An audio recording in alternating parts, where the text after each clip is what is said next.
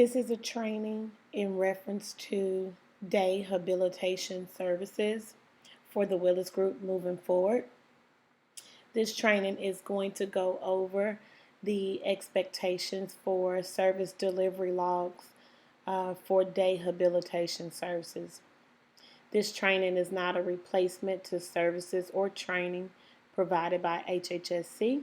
This is our interpretation and our expectation for day habs providing day habilitation services to the consumers in which we service. In providing day habilitation services, each day hab is expected to complete a service delivery log. This service delivery log can be the service delivery log that is provided by HHSC, or it can be an organization's own day service delivery log that has the same components that HHSC's service delivery log has. In HHSC's service delivery log, it is identified by a form number. So we are looking at form number 4120 that is effective November 2018. Many day habilitation centers are still operating off of HHSC's old, outdated service delivery log. So I just want to point out on the expired one was dated from February of 2012. This form is no longer valid and should be discontinued. So we are using form number 4120 that was updated in November 2018. So on your service delivery log, of course, your usual standard things is going to have an individual's name. And so we're just going to say that this individual's name is Bo Jackson.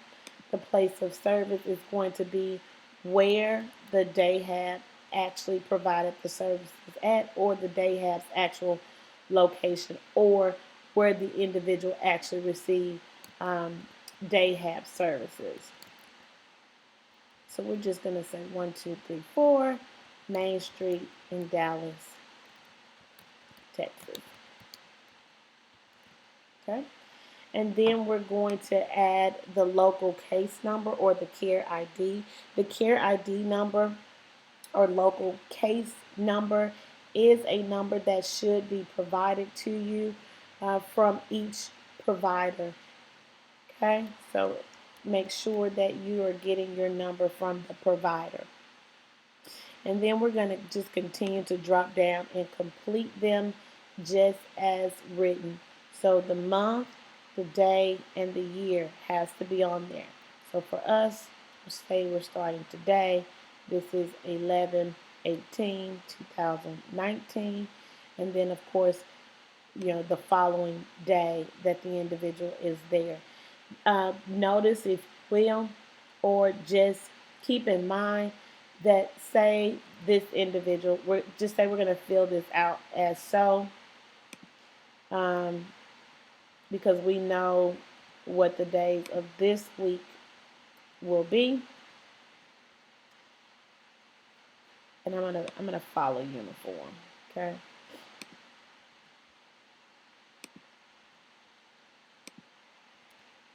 But because we know what this week will be, I have went ahead and pre-filled the date for this week. This is not appropriate. So when looking at the state's rules and regulations, the state indicates to us that these forms should not be pre-filled. Okay, and the reason for that is you don't know if that individual is going to be attending day habilitation services every day. So it should not be pre-filled. So I'm going to leave this pre-filled, but just say if that individual did not come on Tuesday, then this date should be left blank, okay? So say today that the individual arrived at 9 a.m. You want to indicate that time, and you want to indicate the time that they were out. A good source, or the best source in really understanding time in and time out, is going to be to look at and review and know what the billable guidelines say. In particular, rule number 3620 is the daily unit of service, and it talks about in section B, day hab. So a program provider may include 1/4, 1/2, 3/5, or 1 unit of service per calendar day on a service claim for day hab. So for individuals, companies, day hab centers, it is imperative that you know what the equation is, or how to convert 1/4 of the day.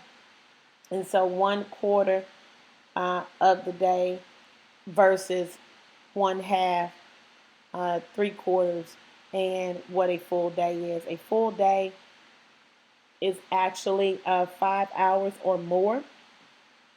3/4 is three, or I'm sorry, yeah, 3/4. 3/4 is 3 hours and 75 tenths of the hour, and obviously 1/2 is 2.5 hours or more, but not more than 3/75 of it. And then a quarter of the day is anything that is less than 1 hour and 25 of the day. So just really important for you to know that, because they are referencing here on that word time in, time out, and that ends up giving you your total time. And so for us, we would check your time to ensure that it is within those guidelines. So you say that the time out was at 3 o'clock, then we're just going to be ensuring that that individual was there for the entire 5 hours. Another thing that is very important to point out in this is because the reason that there is multiple places, so I'm going to say right here, just as an example, shows in the billable guidelines, say that individual got there at 9 a.m. Well, then if a professional therapy comes at 10 a.m., then you have to sign that individual out at 10 a.m. So in the billable guidelines in section 3700, it tells us an example and the rule, pertaining to that. And I am looking in particular at page 20 for this. And as you can see, I just did a search of day hab because I wanted to specifically be able to look at what the rules are on day hab. And so here again in that section, it is telling us service providers of professional therapies. And so a service provider of professional therapies may provide a service to an individual at the same time a service provider of any other service component or subcomponent is providing a service to the same individual if A, the professional therapy's activities is an assessment or observation of the individual, and the assessment or observation is actually occurring at the same time the other service component or subcomponent is being provided. And so their example to that is that an occupational therapist observes and assesses an individual's fine motor skill while they receive day hab services.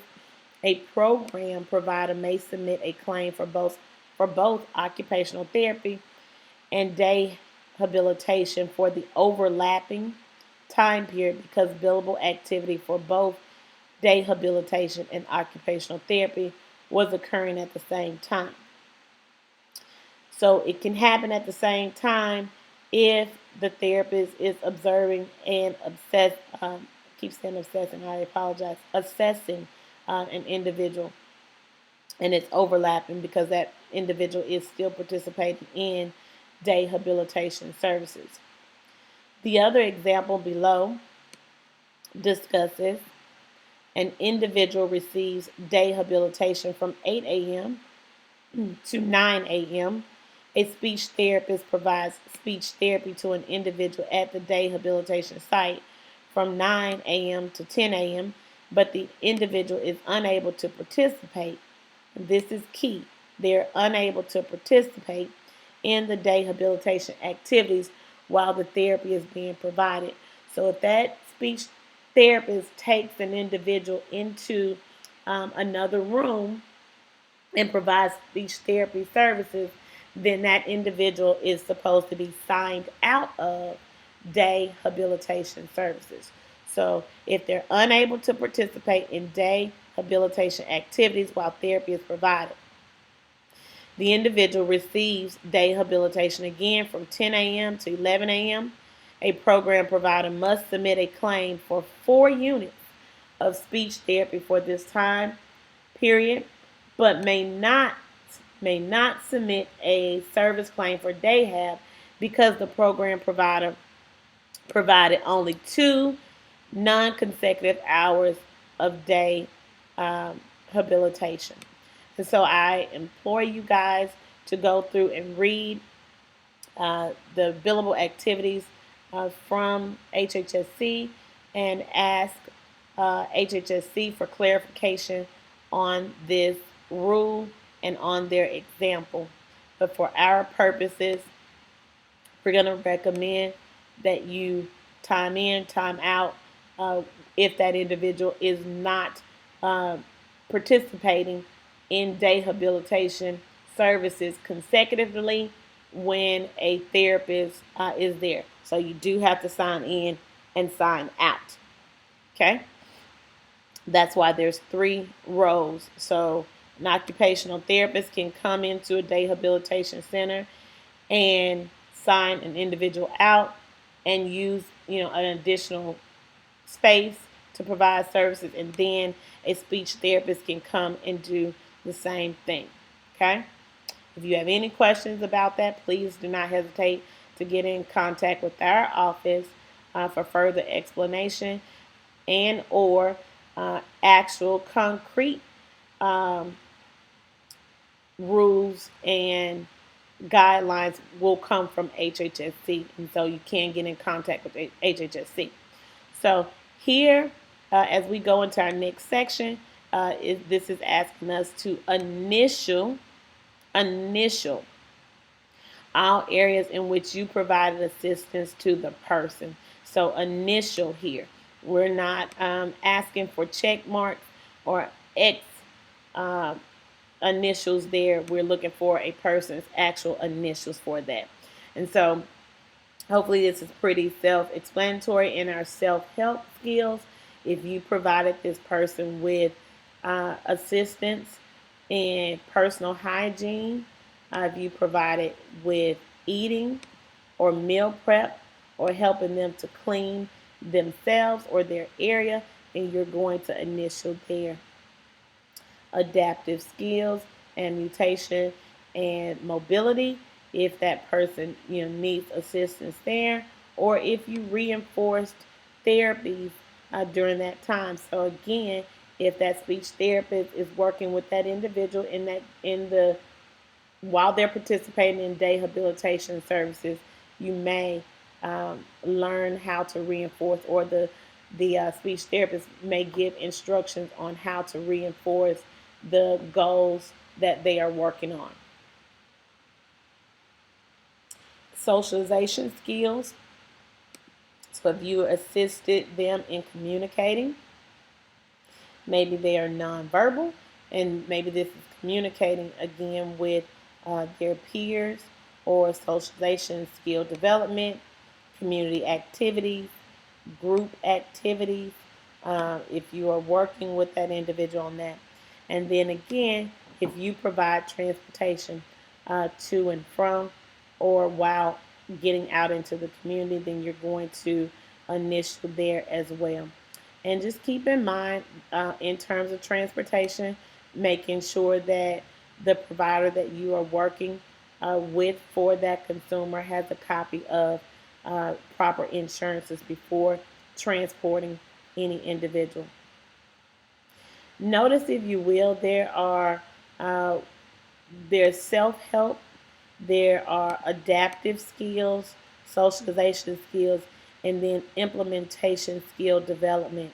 Now, in the update of the form for November 2018, you will see that this is where the difference is from the old form. The old form from 2012 has an option on here for employment skills training. That is no longer on our new form. So we're not focusing on that in terms of the new form, but that does not mean that you cannot document such in your notes. But I also want to be clear on implementation plan skill development. What this is referencing is an individual's PDP, person directed plan, which would look like this. And so you would see an individual's name here, Bo Jackson, whatever his care ID, and the date that this is effective. You would see day habilitation services down in the desired service, backup plan, and who is the responsible party for this. Is it the agency or is it consumer directed? Support management. And then most importantly is our outcome and our purpose. And so what does the individual want from this service? So I have pre-fill this, but we're talking about Bo. And so Bo wants to socialize with his peers. You would see things such as that. Maybe Bo wants to uh, access community uh, activities. You may see something like so. Um, you may see something like Bo wants to learn to, I'm going to say, tie his shoes. You can see a variety of things. This is coming from um, the team of individuals that works with that individual. So it could be, a service team that might be the service coordinator, the parent or guardian, and that individual and that person's service provider all sit down to come up with what the goals and the purpose of that particular service is, and the agency implements how they want, that done, or how they will do that. And so if you're looking at the implementation plan, you would, if you were indicating here, in which we should always be indicating here that you're working on that particular skill, from that, I'm going to just copy and I'm going to paste right here and say Bo wants to access the community, or he wants to access community activities. And so again, you're going to see that this will coincide with this somewhere. And so every, at least once a week, you should be working on that individual's actual goal from his or her PDP. And so that leaves that particular skill. And so now we come down to where the comments are, or any special events that may have happened while that individual was attending DayHab services. And so you're going to date, and then you're going to comment. And so what we want to do in this area, most importantly, is really to stay away from being redundant, and making sure that it is relevant in what it is that is being provided at Dayhab. And so I'm going to just give you an example of what some of the comments may be. I'm going to say Bo was observed engaging with his peers during art class. Bo participated in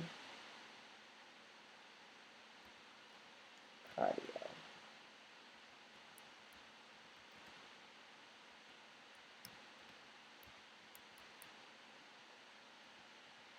So you can make this. These do not have to be long statements, but this is a detailed statement, so we know exactly what that individual is doing. Bo was successful in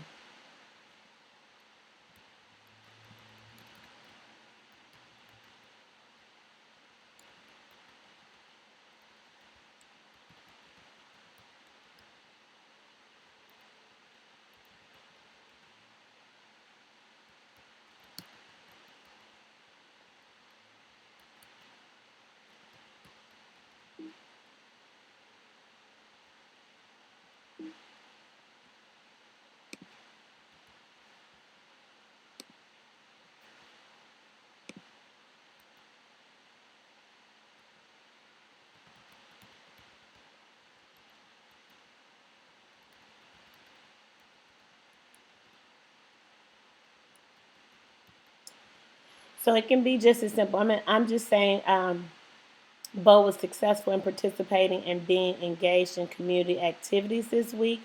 Bo enjoyed attending the community outing to the movies this week. Okay.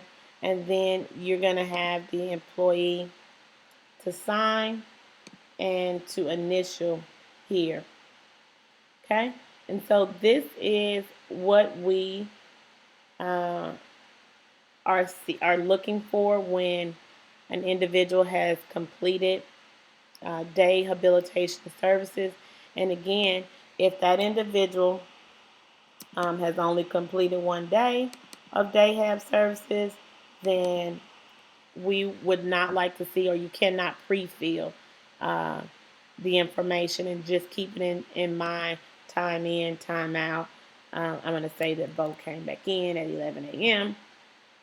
and then he did not leave until 4 o'clock p.m. Okay, and so that would give us a full day of time. Keeping in mind as well, there are some rules and guidelines about consecutive time, and so you want to go and look at the billable guidelines or talk to HHSC in reference to consecutive time with day habilitation services. So I hope that this training or overview of this form gives you some guidance on how this form should be completed. Again, if you have any questions, please do not hesitate to contact our office as we are looking forward to working with you guys collaboratively on with the with I want to say children, working collaboratively with you